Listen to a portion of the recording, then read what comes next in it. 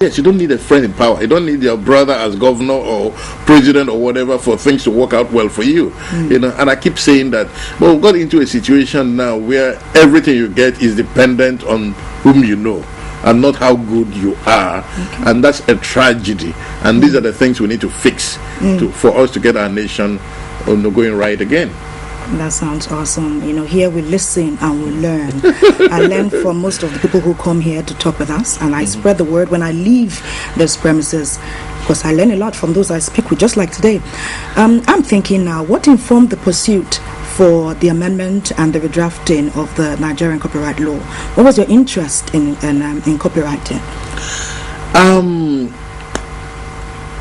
If you tell me today that a Nigerian, right, was going to Mars or going to the moon, I would say not very likely.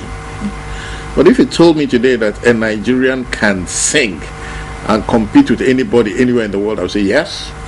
A Nigerian can write and compete with anybody anywhere in the world, I would say yes.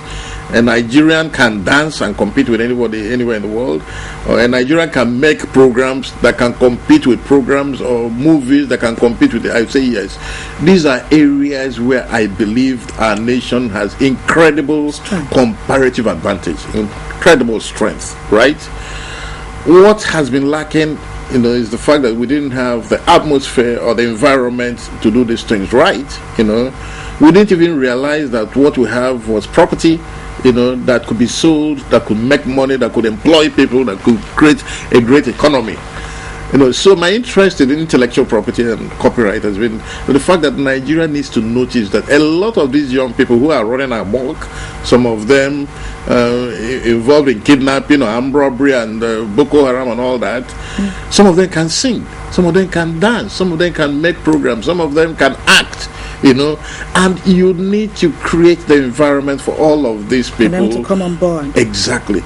So when you talk about the copyright law and my involvement in intellectual property over the years, is for the nation to understand that we have tremendous resource that you can deploy for the growth of our country. And when I started talking about this about 25 years ago, I was like a voice in the wilderness. Nobody, in fact, a lot of people got irritated, but because they didn't understand. Yes, but have you seen what has happened in the last couple of years? From being a net importer of music, Nigeria has become a net exporter. Our music is all over the world. People are listening to our music. They didn't used to hear Nigerian music on Nigerian radio stations before and all that, apart from a few exceptions. From being a net importer of movies, Nigeria has become a net exporter of movies. But none of this has happened in a calculated fashion, right? There's no structure. There's no structure. It is our greatest challenge right now to have those structures in place so that we can take this thing up. We can. How did America dominate us? America dominated us with their music and their movies. America never fought Nigeria. America, frankly, never fought a war in Africa. But how did America dominate us? They dominated us with their music, their movies, their genes, and all that. And let's say we have as much good music as America, as much good movies as America, as much good fashion. Better. And America. Some will say better.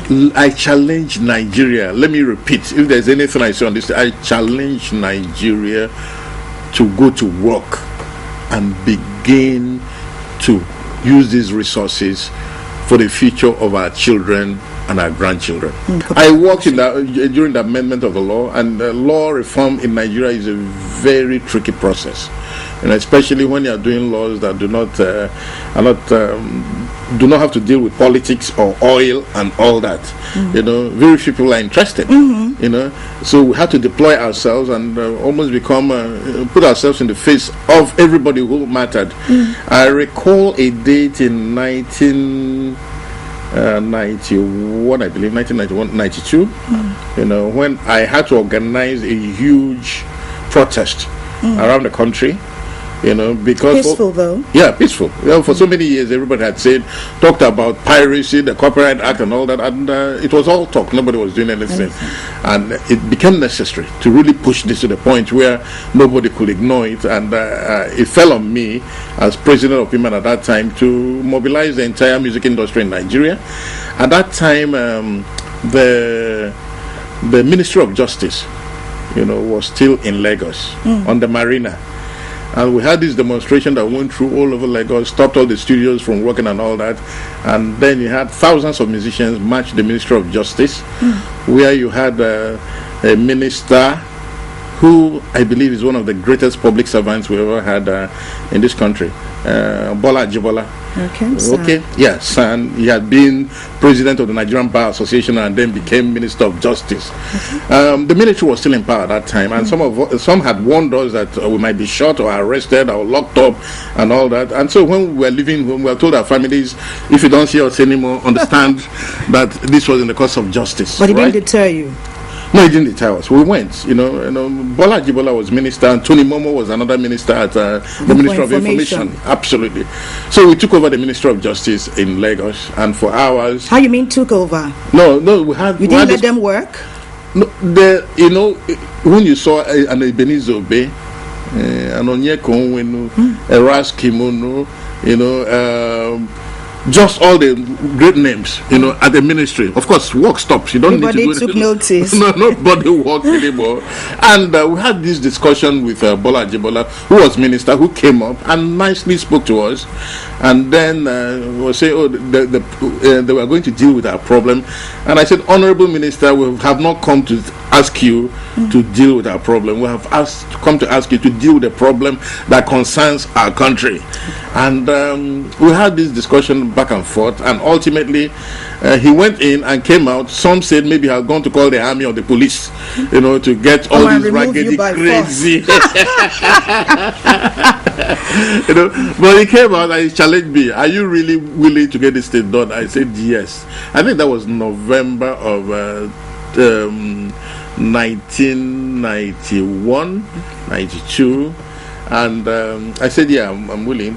We're not, but Honorable Minister, we're not going to leave this place except you give us a promise that you are going to give the entire creative community in Nigeria a Christmas present, because this was a few weeks to Christmas.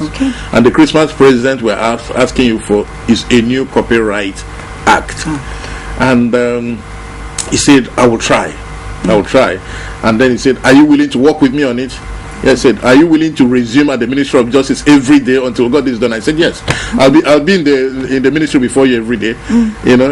Next Monday I was at the Ministry of Justice. The minister was already there. So he beat me to it. But the truth is that 3 weeks later, the Nigerian copyright law was bettered. That's fantastic. One of the greatest days of my life, I can say that. And then we had to do the work to set up the Nigerian Copyright Commission and so much and so much and so much.